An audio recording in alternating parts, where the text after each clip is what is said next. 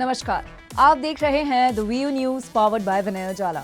आइए नजर डालते हैं आज की प्रमुख खबरों पर। पीएम मोदी को साइप्रस का सर्वोच्च सम्मान, अब तक 20 से ज्यादा देशों ने किया सम्मानित। पीएम मोदी ने साइप्रस में बताया भारत का विजन जल्द बनेगा तीसरा सबसे बड़ा अर्थव्यवस्था।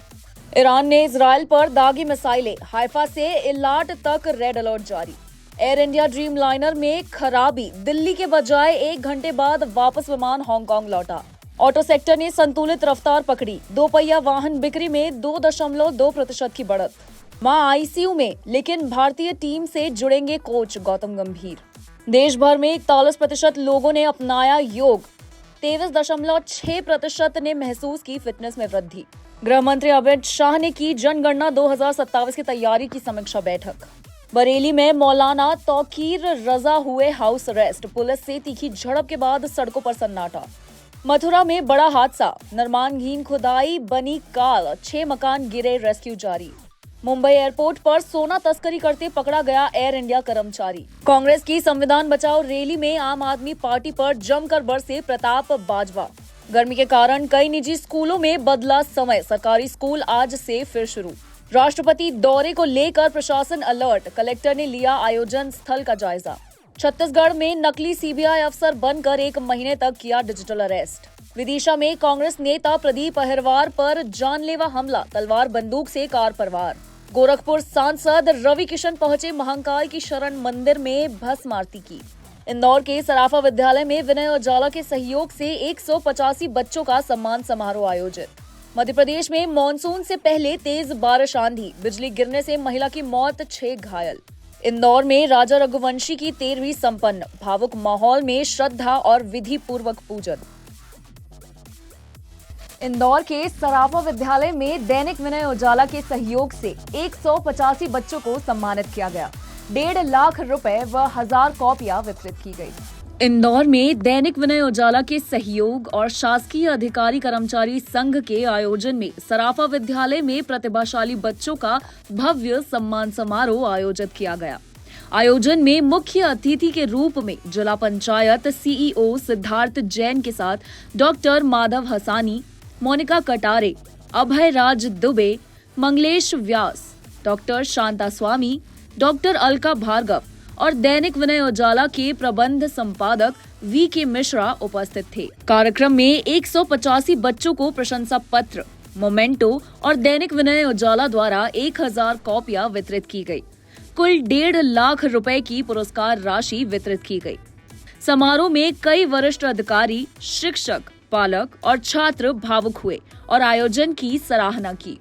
मुझे पता नहीं था ऐसा कुछ होता भी है, but thanks to my mother मुझे ऐसा ऑनरेबल प्राइज़ भी मिला and I am very happy about it.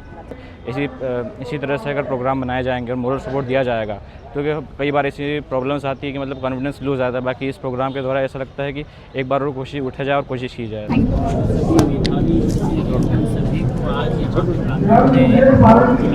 परिवार से ही पुरस्कृत किया गया, उसमें कुछ व्यक्तिगत पुरस्कार भी रहा है और एक प्रशंसा पत्र भी साथ में दिया है।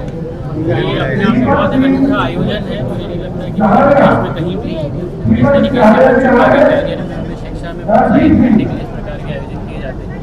मैं यहाँ की जो पूरी टीम है उसको बहुत बधाई देना चाहता हूँ और आज मैंने बच्चों से भी यही कहा है कि सिलेक्शन के बाद ये पहला पड़ाव है उनके कैरियर का, भविष्य में भी बेहतर करें और उनके उज्जवल भविष्य की मैंने बहुत। राजा रघुवंशी की 13वीं उनके निवास पर हिंदू रीति से संपन्न हुई।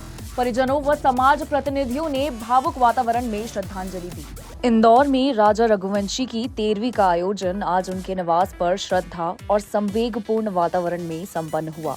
इस अवसर पर परिजनों ने हिंदू रीति रिवाजों के अनुसार विधिवत पूजन अर्चना किया और दिव्यंगत आत्मा की शांति के लिए प्रार्थना की। सोनम का भाई गोविंद रघुवंशी भी इस अवसर पर विशेष रूप से शामिल हुए। इसके अलावा पुरुष आयोग एनजीओ के प्रतिनिधि ने भी पहुंचकर श्रद्धांजलि अर्पित की। पूरे आयोजन के दौरान माहौल अत्यंत भावुक, शांत और श्रद्धा से परिपूर्ण था। सांसद रवि किशन ने उज्जैन में महाकाल के दर्शन कर भस्म आरती में भाग लिया। हादसों से रक्षा की प्रार्थना की और व्यवस्था सराही। गोरखपुर के सांसद एवं फिल्म अभिनेता रविकिशन सोमवार सुबह उज्जैन के महाकाल मंदिर पहुंचे और भस्म आरती में शामिल होकर भगवान महाकाल का आशीर्वाद लिया। रविकिशन उज्जैन में चल रही एक फिल्म की शूटिंग के लिए उज्जैन आए हैं।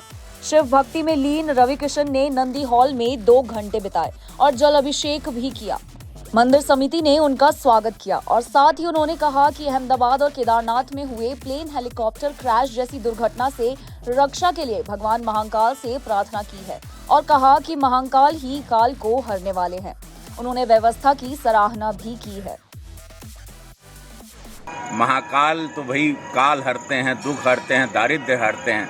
तो अभी जो थोड़ी दुख की घड़ी चल रही है पूरे विश्व में और जो भारत में भी हुआ, वो हवाई जहाज से लेके रोज न कोई दुर्घटना, तो महाकाल के चरणों में मैं वही हाजिरी लगाना आता है कि महाकाल थोड़ा इस दुख से, इस काल से थोड़ा बचा दे और ये चाहेंगे तो सारे काल को हर लेंगे।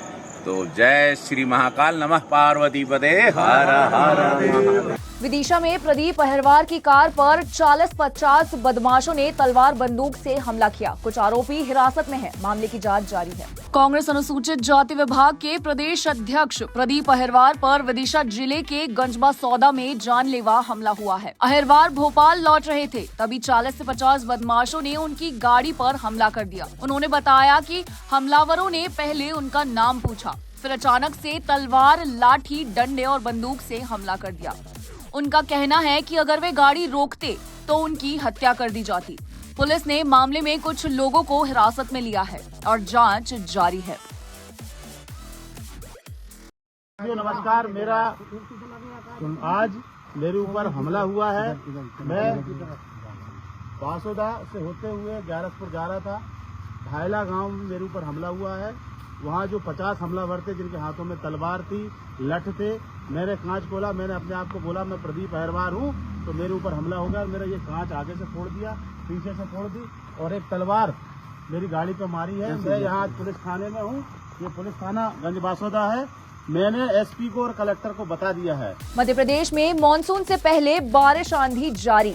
सिवनी मालवा में तेज बारिश, मऊगंज में बिजली गिरने से महिला की मौत, 6 घायल। मॉनसून की एंट्री से पहले मध्य प्रदेश में आंधी और बारिश का सिलसिला जारी है। सिवनी मालवा में रविवार को 40 मिनट तक तेज बारिश हुई।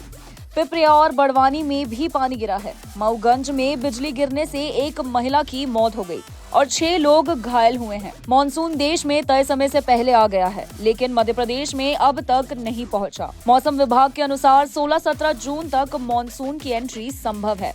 प्रदेश में 26 अप्रैल से अब तक 43 दिन तक लगातार कहीं न कहीं बारिश या आंधी का दौर देखने मिला है। मध्य प्रदेश में अगर मौसम के 24 घंटों के बारे में देखा जाए तो फेयरली वाइड स्प्रेड रेनफॉल को जो है वो ईस्ट और वेस्ट एमपी के अंदर दर्ज किया गया है। वेस्ट एमपी के अंदर सबसे अधिक रेनफॉल 67 mm खांडवा जिले के अंदर हैवी रेनफॉल को दर्ज किया गया। इस तरह से 80.6 mm छिंदवाड़ा जिले के अंदर ईस्ट एमपी के अंदर हैवी रेनफॉल को दर्ज किया गया है।